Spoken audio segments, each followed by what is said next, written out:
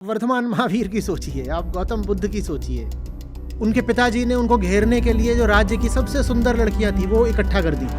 जिस लड़की से उनकी शादी हुई वो भी श्रेष्ठतम राजकुमारियों में से है। और अंततः जब उनको बात समझ में आने लगी तो उनको सुनने वाला कोई मौजूद नहीं। और बौद्ध धर्म तो फिर भी बाद में फैल गया। महावीर की सोचिए, उनका तो तब से लेके आज तक ज्ञान इतने सही है। कुल दिल कपता है तो कपने दे। तो आगे की गारंटी मांगे बिना काम तभी हो सकता है जब रास्ता है।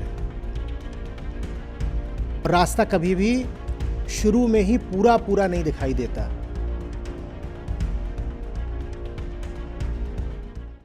आप वर्धमान महावीर की सोचिए, आप गौतम बुद्ध की सोचिए। सोचिए तो सही ना। अब तो वो एक लेजेंड बन गए हैं, फोकलोर। हमारे लिए वो एक जन कथा बन के रह गए हैं बस। पर जरा उस जवान आदमी की उस स्थिति में प्रवेश करिए। वो बहुत प्रतिभाशाली राजकुमार हैं। उनके किस्से घूम रहे हैं पूरी दुनिया में कि भाई ये कोई अलग ही चीज पैदा हुई है यहां पर। उनको जबरदस्त शिक्षा दी गई है, सब कुछ पढ़ाया गया है। दुनिया भर के जो श्रेष्ठतम पंडित हैं वो बुला करके उनको पूरा उस समय तक जितना ज्ञान उपलब्ध था सब दिया गया है। और दिखने में भी वो बहुत खूबसूरत थे, कद काया से एकदम आकर्षक। और कहते हैं कि उनके पिता देखते थे कि इनमें वैराग्य जैसी बात बचपन से ही है और ज्ञान भरे सवाल पूछते हैं, जिज्ञासा करते हैं। उस दिन अपने गाड़ीवान से भी तो जिज्ञासा ही कर बैठे थे। तो वैसे ही जिज्ञासा वो हमेशा से करते थे। तो घर वालों ने सूंघ लिया कि खतरा है, ये सवाल ज़्यादा पूछता है, गड़बड़ करेगा। तो अब ये सब कहानियाँ हैं। देखिए, इनका कोई ऐतिहासिक प्रमाण नहीं है, पर कथा ऐसे ही बोलती है। कथा बोलती है कि उनके पिताजी ने उनको घेरने के लिए जो राज्य की सबसे सुंदर लड़कियां थी वो इकट्ठा कर दी। बोले कैसे भागेगा ये, जितनी लड़कियां बढ़िया से बढ़िया सारी ले आओ और इसके इर्द गिर्द उनको खड़ा कर दो तो फंसा रहेगा। तो वो उन्हीं के साथ रहें, खिलाएं पिलाएं, ये सब चले। ऐसा उपलब्ध है उनको। और फिर जिस लड़की से उनकी शादी हुई वो भी श्रेष्ठतम राजकुमारियों में से है। फिर बच्चा भी हो गया छोटा सा। और ये सब एक दिन वो क्या करते हैं बताओ, किस भरोसे पर? फ्यूचर की क्या सिक्योरिटी है बोलो? कैरियर पाथ बताओ, कैरियर पाथ बताओ ना, क्या कैरियर पाथ है? और छोड़ के ये भी नहीं है कि तुरंत उनको कोई उसका फल मिल गया है।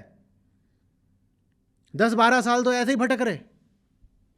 एक गुरु से दूसरे गुरु के पास जा रहे, बोल रहे तुम बताओ तुम बताओ तुम बताओ। और गुरुओं को भी परेशान कर दिया है वही सवाल पूछने की बुरी आदत। और गुरु लोग बोले भाई हम जितना बता सकते बता दिया, आप आगे बढ़ो, अगला देखो।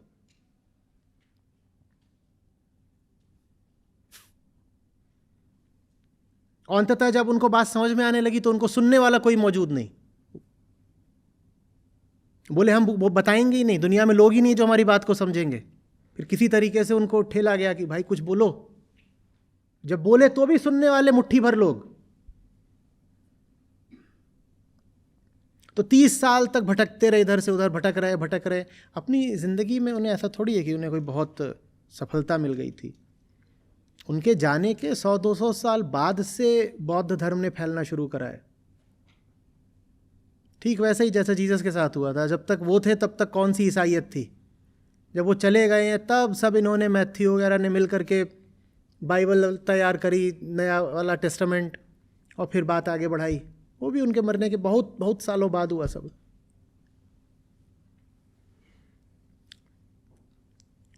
और बौद्ध धर्म तो फिर भी बाद में फैल गया। महावीर की सोचिए, उनका तो तब से लेके आज तक ज्ञान इतने सही हैं। कुल वो भी अपना पूरा राज्य वगैरह छोड़ के आए थे।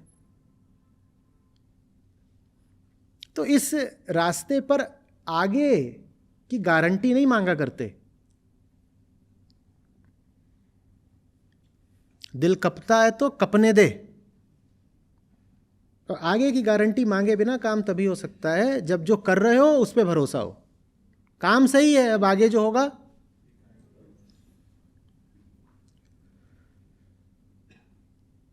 निष्काम कर्म के लिए वो फिल्मी गीत है, सोचना क्या, जो भी होगा देखा जाएगा। बढ़िया है।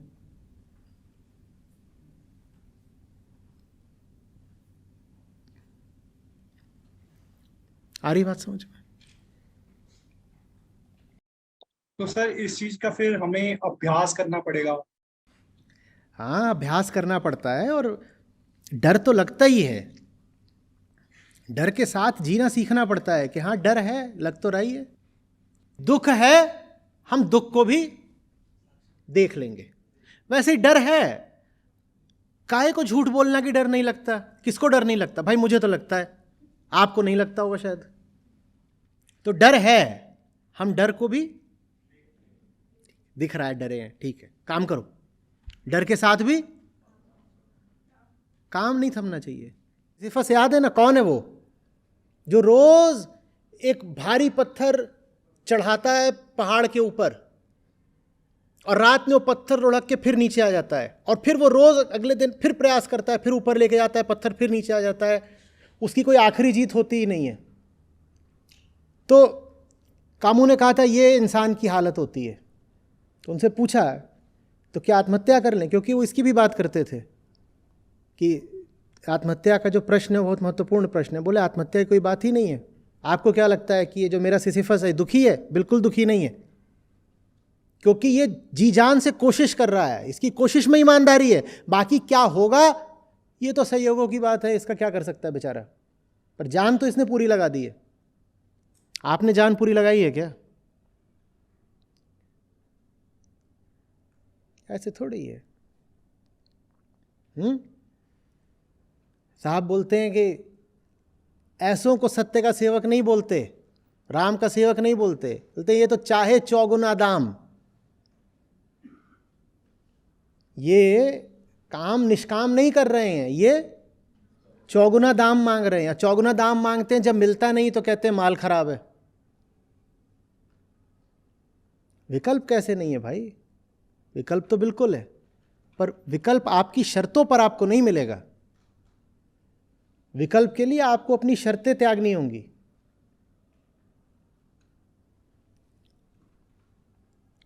सौ शर्तें लगा लो, बोलो कि ये शर्तें पूरी हों, ऐसा विकल्प चाहिए, तो फिर आपको विकल्प प्यारा है या अपनी शर्तें? बोलो, शर्तें प्यारी हैं तो रख लो फिर अपनी शर्तों को।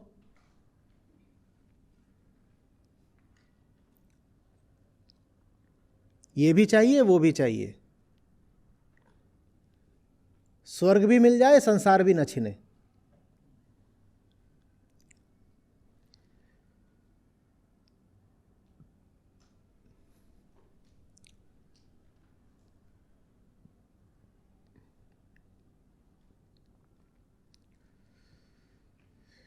आप में से कईयों को यह होगा कि मुक्ति तो चाहिए पर रास्ता नहीं सूझ रहा।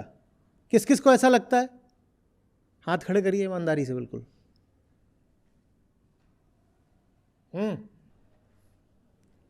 तो ये जो आपने हाथ उठाए हैं ये कह के कि रास्ता नहीं सूझता, देखिए रास्ता है।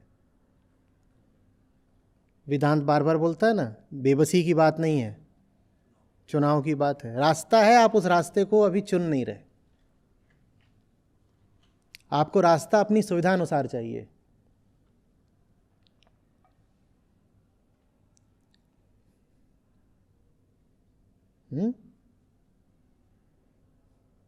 रास्ता है।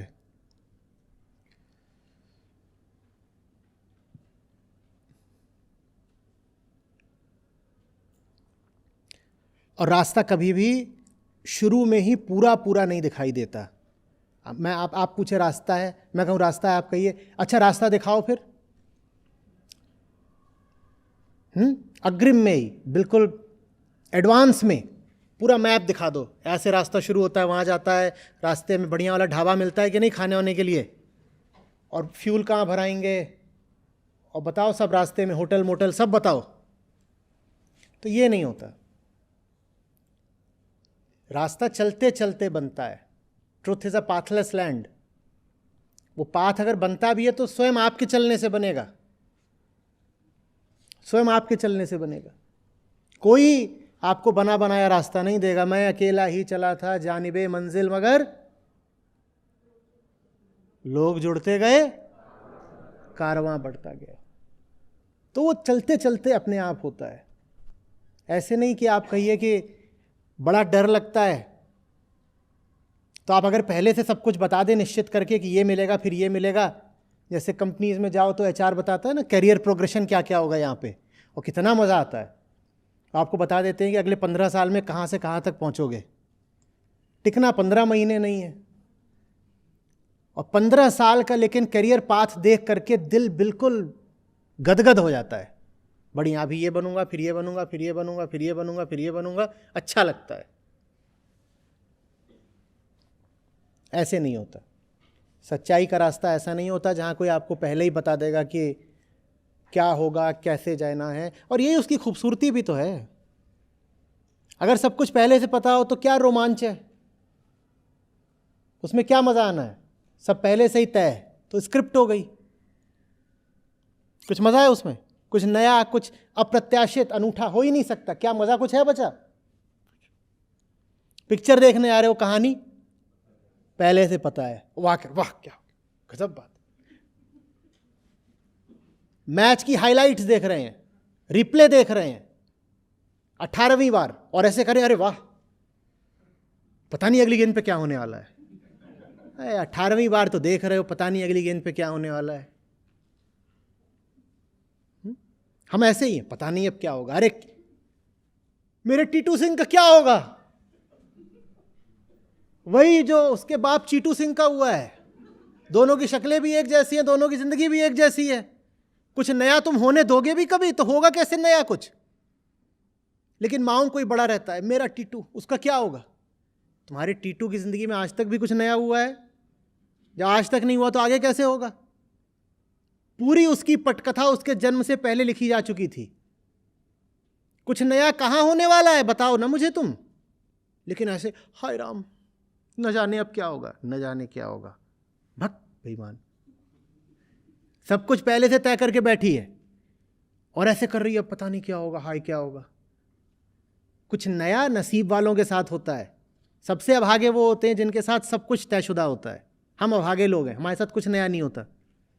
बताइए ना आपकी ज़िंदगी में ऐसा क्या हो रहा है जो आपके पुरखों के साथ नहीं हुआ था। बताइए, एक भी चीज़ बताइए, बताइए। कुछ भी है? थोड़े तौर तरीके बदल गए होंगे, और क्या बदला है? सब कुछ वही तो कर रहे हो जो होता आया है आदिकाल से। हाँ या ना?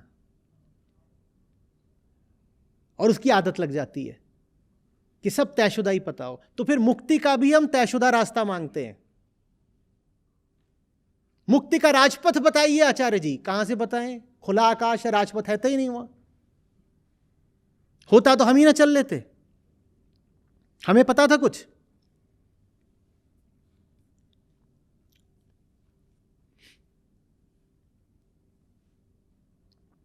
एक जवान आदमी की कल्पना करिए, 24-25 साल का है, 2 डिग्रियां ले चुका है जिनको भारत में बड़ा माना जाता है। एक सरकारी नौकरी ले चुका है जिससे उसने अभी इस्तीफा नहीं दिया है, वो भी रखी हुई है कि जाओ तो ज्वाइन कर लो। सॉफ्टवेयर में नौकरी करता था तो उसका अनुभव है, चले जाओ वो कर लो। और यहां कॉरपोरेट की नौकरी मिली हुई है, जाओ उसको कर लो। किसी भी तरीके से उस वक्त कोई भी आदमी, यहां तक कि वो जवान लड़का भी ये कल्पना कर सकता था कि आज वो ये कर रहा होगा। और अगर कल्पना करके योजना बना के किसी रास्ते पर चलता तो क्या आज यहां पहुंच पाता? क्या मेरी कोई भी योजना मुझे यहां ला सकती थी? हाँ, मेरी योजना मुझे शिकागो ले जाती, कैलिफोर्निया ले जाती, लंदन ले जाती, लेकिन उन जगहों पर तो इतने लोग पहले ही भरे हुए हैं। लंदन की भीड़ का क्या कहना, खचाखच। क्या करना वहां जाके? या किसी सरकारी बंगले में ले जाती, उसमें भी इतने भरे हुए हैं। अंग्रेजों ने बनवाया था वो बंगला, तब से कितने आए कितने गए, क्या करना है उसमें घुस के?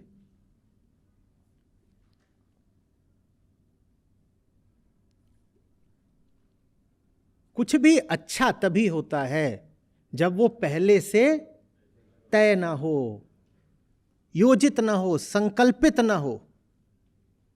योजना बना के छोटे काम हो सकते हैं। फ्लाइट के टिकट बनाइए योजना, नहीं तो मिलेगा नहीं, महंगा भी मिल सकता है, उसकी बना लीजिए। इमारत खड़ी करनी हो तो उसका भी पहले नक्शा बनेगा, तभी खड़ी होगी। ये सब छोटे काम हैं, ये जड़ पदार्थ के काम हैं। लेकिन जहां चेतना की बात आती है, अपनी जिंदगी की बात आती है, वहां योजना बनाकर पहले से ही सुरक्षा का आश्वासन मांगकर काम नहीं हो सकता। और अगर आप पहले से ही सुरक्षा का आश्वासन मांग के काम करेंगे तो आपके हाथ में कोई छोटी सी चीज ही लग जाएगी, कोई बहुत छोटी चीज मिल जानी है, खुश होते रहो। मैंने तो पहले से ही पूरी प्लानिंग कर ली है। 6th में T2 को पर्सनालिटी डेवलपमेंट की क्लास में डाला है, 8th में मैं उसको कोडिंग की क्लास में डालूंगी। 10th में क्या कराते हैं आजकल, 10th में उसको कोटा भेज दूंगी, 7th में कोटा भेज देंगे। फिर जब IIT में घुसेगा नहीं, वहां जितने जाते हैं उसमें से 1000 में एक घुसता है। जब घुसेगा नहीं तो अमेरिका भेज देंगे, और अमेरिका भेजने के लिए पैसे हम पिछले 10 साल से इकट्ठा कर ही रहे हैं। यही तो कहलाएगा ना अमेरिका से पढ़ के आया। अमेरिका की किसी घटिया यूनिवर्सिटी से भी आ गया तो कौन अमेरिका में पढ़ा है, और कुछ होगा नहीं, रंग तो गोरा हो ही जाएगा अमेरिका में रह के, जलवायु अच्छी है वहां की। क्या मिलेगा इसमें? हाँ तो मैं जानता नहीं क्या।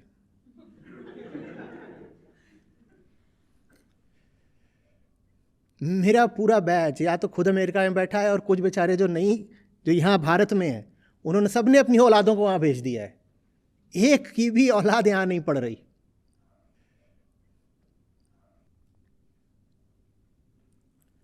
और मैं बिल्कुल नहीं कह रहा हूं कि इस प्लानिंग से कुछ मिलता नहीं, मिलता तो है, पर जो मिलता है वो इतना ही सा होता है बस। हिम्मत दिखाइए एक खुली जिंदगी जीने की, एक जिंदगी जिसमें थोड़े खतरे हों। हाँ, चेतना के खतरों का जोखिम उठाना चाहिए ना। जड़ पदार्थों नहीं उठाना चाहिए। किसी ऐसे मकान में मत घुसिएगा जो वेल प्लान्ड नहीं है। ये ना कह दीजिएगा कि अरे प्लानिंग में क्या रखा है। अगर वो अच्छी प्लानिंग से नहीं बनाए मकान तो घुसिएगा मत, तो सर पे गिरेगा। तो जहां कहीं भी मटेरियल आता है वहां प्लानिंग जरूरी है, लेकिन जहां कॉन्शियसनेस आती है वहां प्लानिंग लिमिट करती है। प्लानिंग एक लिमिटिंग फोर्स बन जाती है।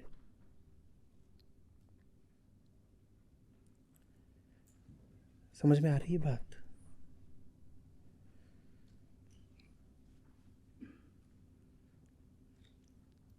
मुक्ति के राजपथ नहीं होते।